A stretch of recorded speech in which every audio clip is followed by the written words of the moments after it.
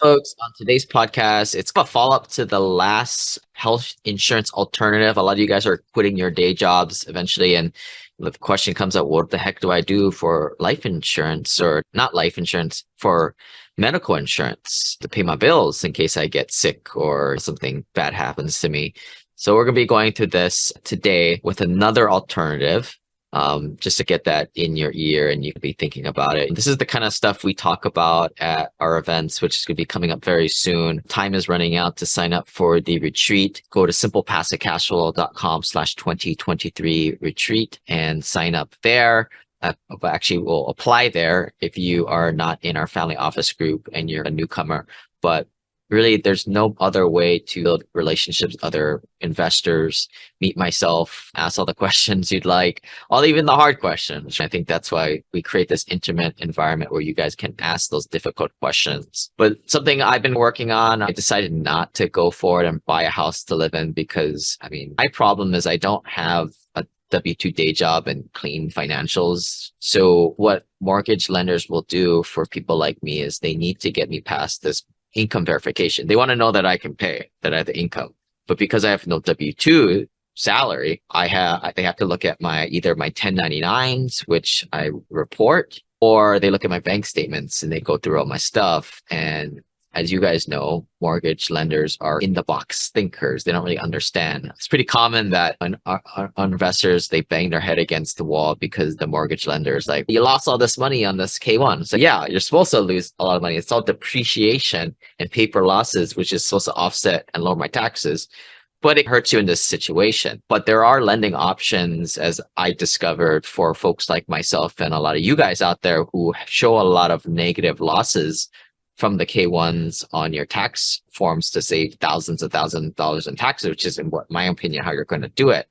The trade-off is when you're trying to get a home loan, and especially a home loan over that jumbo loan size to buy a $1, $2, $3, $4, $5 million house and above in this tough situation. But just so you guys don't have to go through the brain damage, like once you get past the income verification, which I did, right? I got past that dungeon stage. Basically, its credit score determines your amount of how much loan you can get. They're quoting me, they need to see 50% loan to value or loan to income. So they figured out what my income was. I didn't agree with it, but whatever. It was decent enough. And then that's how they figure out what your maximum monthly payment is. If you guys want to hear more about this in detail, we had a podcast about this in the last year, non-qualifying home mortgages and HELOCs with Benson Pang. If you guys want to go check out the website on this.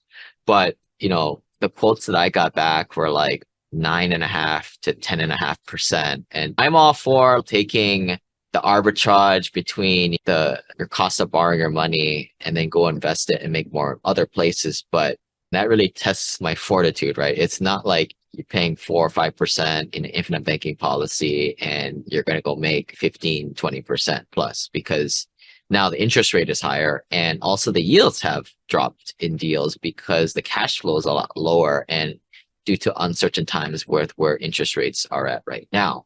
So that will change probably next year. This kind of point in time, I was like, yeah, not the best. I got to admit, I was a little sticker shocked by the monthly mortgage rates there, but it just kind of pissed me off. And it's, you know what, I'm just going to go pay cash for this thing. And I don't want the mortgage lender to get 1%, 2% on this thing. I even looked at, this is 30-year fixed mortgages. And I also found that in this non-QM, non-qualified mortgage world, where they actually treat you like adults and let you make choices, even though they may not be good for you, that they also allowed for some interest only for the whole note, which was, from what the comparison I made, like you're paying maybe 0.5% higher. So you're paying 9.5%, it bumped it up to 10%. So not much. Definitely made the payment come down maybe by 10% per month. But in theory, if you're use debt to your advantage purist, right, you want to get that interest only. But obviously that clashes with, I think, most conventional thinkers out there. Still, at the end of the day, kind of felt like just buying a house I think this is where it comes down to more personal, how you are, how you view life. And like, I'm more to spend money on experiences and things. I'd rather go and spend a few $1,000s a month or heck, even $5,000 a month on meals with other time savings, spend time with my family, or just have less stress of saving money, like driving to Costco to stand in that awful line to save $10, or for me, $30 in gas, because my tank is pretty big. But or spend that $10,000 plus on a mortgage at a very high interest rate. I think it made it very obvious. And I don't know what I was thinking. I'm sure a lot of you guys waver on like bad purchases like that. Because I think for me, going to that exercise, I was interested, and I also wanted to share a lot what I was seeing in the non-QM world in terms of mortgages. But also it was a good exercise for me to, reiterate what is it that's really important to me? What is my ideal life? And if you're somebody who wants to buy a big house because that's important to you, that's totally cool. I have no qualms about it. And I think it's great that you own it. But if you're somebody who's on the fence and you can't have everything, but you have to figure out what is the most important thing that's, I think, the message. And that's my takeaway. If you guys want more insights on this, catch up with me in Hawaii when you guys come here in January for the retreat. There's still time to sign up for that. And if you guys are new to the group, join the club, SimplePassiveCashflow.com/club. And we're also going to be doing an Ask Lane show. So make sure you're on the email list. You can sign up on that list and you can submit your questions at SimplePassiveCashflow.com/question. We'll air it on the show. And enjoy the podcast. This is a story about a dude named Lane. Then one day he went and tried to rent them out, and then he became one with the best domain. Today we are going to be talking medical sharing. What do you do after you leave that W-2 job and you leave that health insurance behind? Some other cheaper alternatives and something that I'm personally looking at lately. But I'm going to introduce our guest, Thomas Lindsay on. Go ahead, Thomas. Hey, how you doing, Lane? Thanks for having me. Yeah, so Thomas, he helps people transition get out of this healthcare dilemma that we all will find ourselves after we finally fire the boss and leave that cushy W-2 job behind. So let's just start from the top, right? You get health insurance, and maybe we can talk about how it's a little bit, it's expensive. Why is it so expensive in a normal setting? Well, it's expensive because the insurance companies and the hospital systems like it expensive. They make their profits are a percentage of the cost. So one of the things that happened with the ACA is that they said that you have to spend 80% of the premium on medical care, right? And then the rest can be used for administrative expenses, including profit. How do you grow your profit if it's based on a percentage of premium? You grow your premium. Right. And therefore you grow your profit. You can't shrink premium and make more profit. You make less profit. The whole thing, and it was that way before the ACA. I think the ACA just really accentuated the storyline, which is the more premium people pay, the more the insurance companies make. And it's really a dirty little system where consumers are left to think that this is somebody else's money. I buy insurance and then the insurance company pays for my medical expenses, and I have no idea how much it costs. I have no idea how much they're being billed, how much they're paying. I think they're working for me on my behalf to keep costs down, but they're not. Right. And a lot of my investors that are doctors or dentists, and they see this from the other end. They've got to do all this coding. Actually, I have a few investors that are actually the coding people who support the medical staff doing all this stuff. And that's not cheap, right?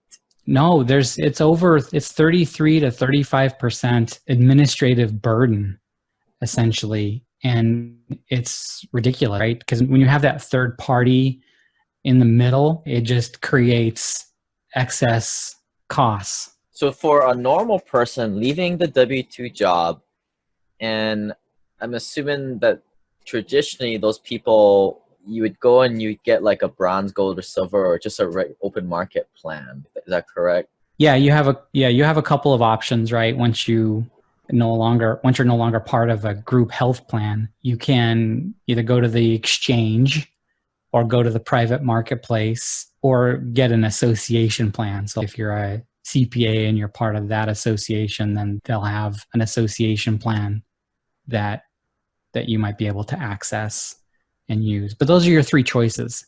and they're all terrible Right. because the premiums are high, the benefits are low, it's a poor value. But that's what's available to the individuals. And what is that? What is the somebody who is maybe 50 years old, pretty good health, single person? How much would they expect to pay once they leave their corporate job per month on health insurance? If it's just them or them and their spouse, then yeah, they're gonna pay $600-700 in employee and individual premium. And a family of 5, that kind of goes up 2 or 3 Well, if you're a times. family and if you're 50 years old and you have family coverage, you're going to be in the 1,700 to 2,000 plus range for any kind of benefit, right? Yeah, which isn't that much actually. Traditionally, people think that you don't want to leave your day job just because you are going to have medical insurance. But I always tell people, hey, do the math, right? If your medical insurance is going to be $1,000, $2,000, that may just mean like a few rental properties. And there you go. You don't need to stay at your crappy job for the extra 15 years or stay the extra 4 years to get that supposedly grandfathered health insurance plan. Yeah, it's real short-term thinking, right? A lot of this stuff is like we're brainwashed to thinking like the health and coverage is this magical benefit, but it all costs money at the end of the day, and it costs. I guess what we're saying here, if you go to the normal bad options, you're going to spend to $1,000 to $2,000. But we can do better than that. That's why you listen to podcasts and listen to this stuff. But we're going to talk about medical cost sharing today, which I guess maybe we'll start at the price, right? Like how much does this typically cost in comparison to the normal stuff? It's going to be about 60% less than what you're currently paying. And you'll have lower out-of-pocket expenses typically as well.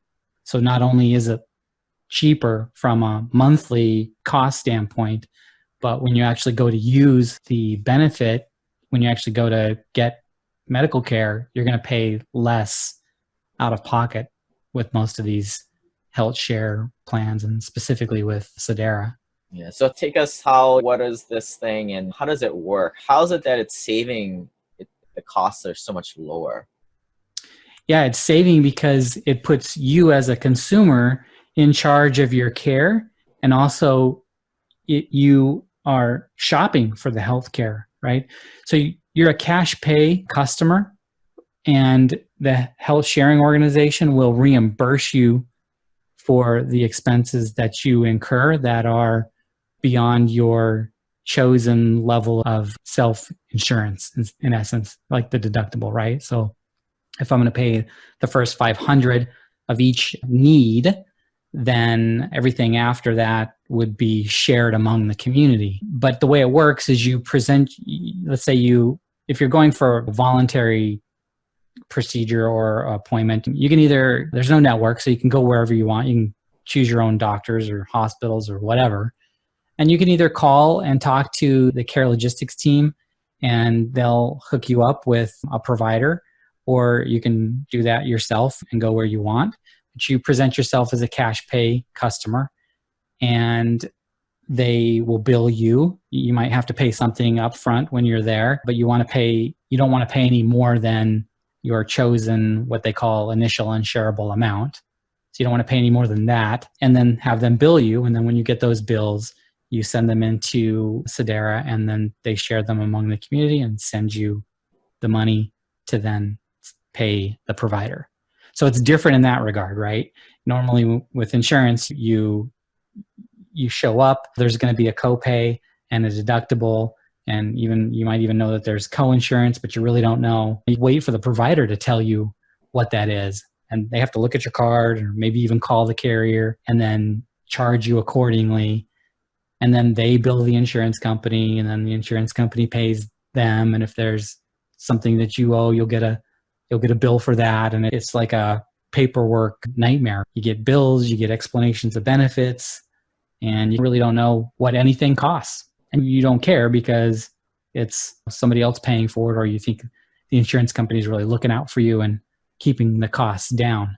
But you'll be shocked when you go from that model to this model of where you actually are engaged in the process, and you're aware of what's being billed. Right. It's a So game changer. one con, obviously, that you just mentioned is you got to come out with a little bit of money out of pocket, which is probably no problem. Average listener here, they've got a few 10 grand sitting in the bank or 50, 100 grand in their life insurance policy. So they can come out of pocket a little bit. So then you take when the real bills come through, the majority of the cost, they take that to the medical share group, which how many people are typically in one grouping? Well, it's the entire community. So with Sedera, there's a little over 17,000 members that are pooling their resources together.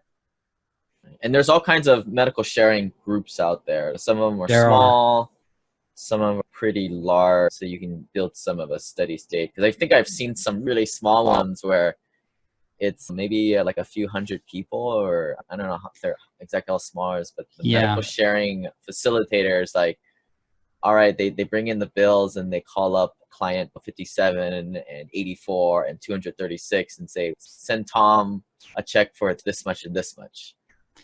Yeah, that's a real convoluted way of doing it. So two things I would say to that is, one, anything below 1,000 I would not want to be a part of.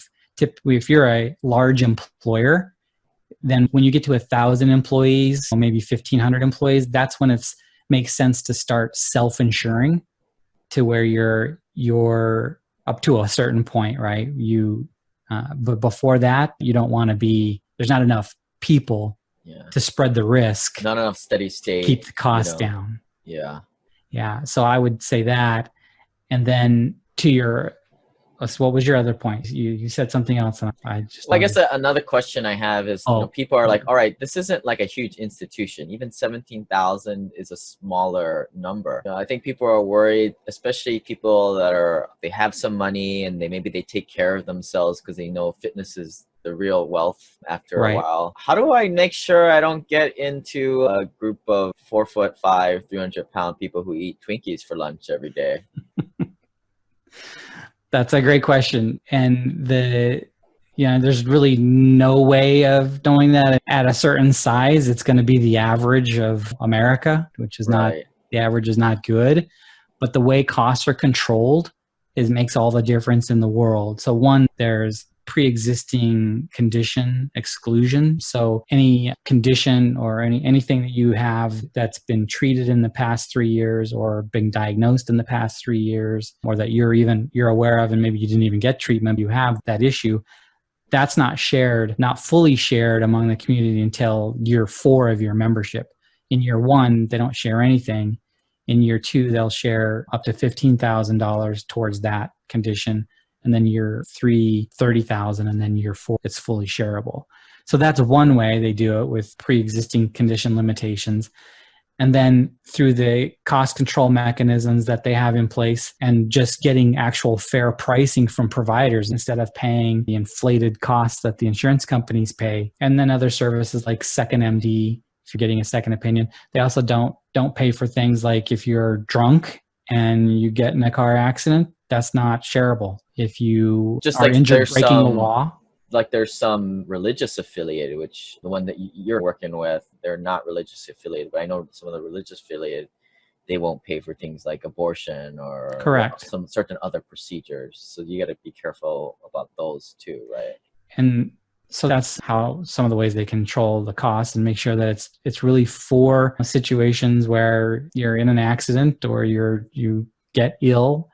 And it's not self-inflicted. It's not something you didn't need to have, something voluntary, right? So those are ways to control the costs. And it's amazing what you can achieve when you do that. You can significantly reduce costs by more than half, utilizing those tools. Yeah. And I think it's just another example of, like, if you're just going to do what everybody else does, you're going to get slaughtered with everybody else. If you invest in the 401k, you're going to work at your day job for 50 years. If you use the same healthcare coverage as everybody else, you're going to pay 2 or 3 times the price. But like anything else, it's not without a little bit of work. But I keep telling people, especially in like past Investor Accelerator and mastermind that I have, it's not that hard to be an astute investor. You don't need to underwrite deals. You don't need to like go traveling. there's just certain things that you need to do. And this is just a small example of that. There's some tricky things here. But yeah, I guess, Thomas, like, where do we start? Like, somebody's quitting their job in the next year or two. Maybe take us some practical steps of engaging with a company like yours, but what are some ways of comparing different options? Yeah, step one would be to evaluate your own current health situation, right? To determine whether, do you have a pre-existing condition? Are you getting regular treatment for that? How much does that cost? If you can do a little bit of homework. Just because you have a pre-existing condition doesn't mean that you won't be better off in a health sharing arrangement. You just need to look at the how much that actually costs you, then look at the health share and say, okay, how much are they going to share towards this in year 1, year 2, year 3? And how much will I be saving when I ditch my insurance and go with this route, because I can use that savings to help cover some of those costs, right? So you got to do that analysis. And then there are several, there's probably only really 5 health share organizations that I would consider. And so you'd go and do a comparison to see who's got the best membership benefits for you, right? Got it. So those are really the 2 steps that you need to take to get the ball rolling. Yeah. And what would you say, like less than half or about 50% savings, the typical on these things then? Yeah, I would say 40% plus, easy. I saved 62% when I switched after I left my corporate job, and then I couldn't afford the COBRA premium because my income was cut in half, and I went without actually for a while trying to find something that I could afford. And that's when I found medical cost sharing, and I was paying $1,750, and it went down to $487 in essence. So I think that's actually more than 62%. But yeah, you guys I'll put all this information along with other information about this subject at SimplePassiveCashflow.com/healthcare. This is something I'm looking into these days. I've got health insurance through my wife, but I want her to quit that silly W-2 job. And that's really the only thing holding me back. And I know a lot of people back from quitting the day job is just this, what are we gonna do for healthcare, right? Yeah, somebody I heard use the term spouse with benefits, that people are looking for spouses with benefits, or that's the only reason that the spouse is working is so that they have the health insurance. And it can be a game changer. It was for me. And I've been in insurance my entire career. I'm an insurance professional. In my corporate job for 23 years, we did payroll, HR, and employee benefits and work comp insurance for employers all across the country. And we would provide health insurance plans on a group basis. We would put together self-insured plans. And so I've been in the space my whole career. I just never realized as an individual out a free-range chicken out in the wilderness how difficult it was and how expensive it was to find healthcare until it happened to me. And I was super grateful to have found this alternative. And so I'm a huge advocate for it. And again, when I first came across it as an insurance guy, I was like, my red flags go up, and I'm like, this is not. Yeah, I mean, for me, it sounds too good to be true. But then when I start to travel and I meet other investors and join different masterminds, these are the things that we talk about, like which MediShare are you using or healthcare sharing plan. Somebody mentioned to me, like, there's one with like a bunch of CrossFitters, like those kinds of people with 8-packs and I don't know if they make them run like a run test or what, but like, someone mentioned there's some health sharing plans with that. I want to get in those. Those guys don't ever get sick. Yeah, there's one affiliate for Sedera out of California who has a CrossFit, and so he promotes it among his CrossFit membership. And I think he's rolling it out to other CrossFit, specifically to CrossFit companies to offer to their membership. So for the insurance company, it behooves them to get those type of fire breathers in their community, because totally, yeah, they want the people who are health conscious, who doesn't mean you don't have to be a health nut and or be in Superman shape, but just caring a little bit about yourself and eating things in moderation and getting exercise and moving around.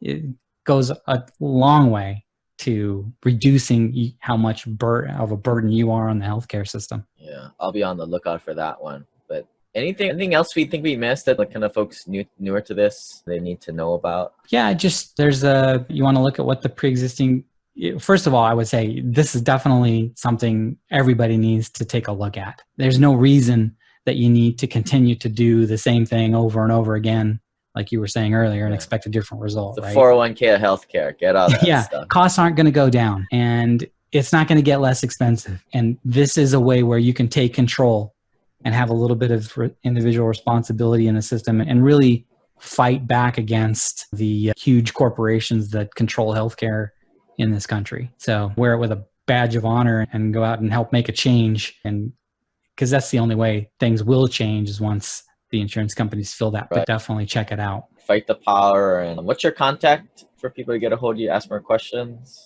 Yeah, you can reach us at gotpurehealth.com. You can find me on LinkedIn. It's Thomas Rock Lindsay. And then, I'll put this all up on SimplePassiveCashflow.com/healthcare, along with a lot of other things I'll find on the subject. And we'll figure this out together, folks. And this would be another good option, joining that Simple Passive Cashflow Accelerator program. You get in and you build relationships with other sophisticated and accredited investors. And you talk about this stuff. This is not something you're going to just walk down the street and say, yeah, I do this for my healthcare. It's a little personal. So we make people sign confidential agreements so we can talk about this stuff freely. Thanks for joining us, guys, and we'll see you guys later. Thanks, Lane. Bye. This website offers very general information concerning real estate for investment purposes. Every investor situation is unique. Always seek the services of licensed third-party appraisers and inspectors to verify the value and condition of any property you intend to purchase. Use the services of professional title and escrow companies and licensed tax, investment, and or legal advisor before relying on any information contained herein. Information is not guaranteed, as in every investment there is risk. The content found here is just my opinion, and things change, and I reserve the right to change my mind. Above all else, do your own analysis and think for yourself, because in the end, you are the only person who is going to look out for your best interests.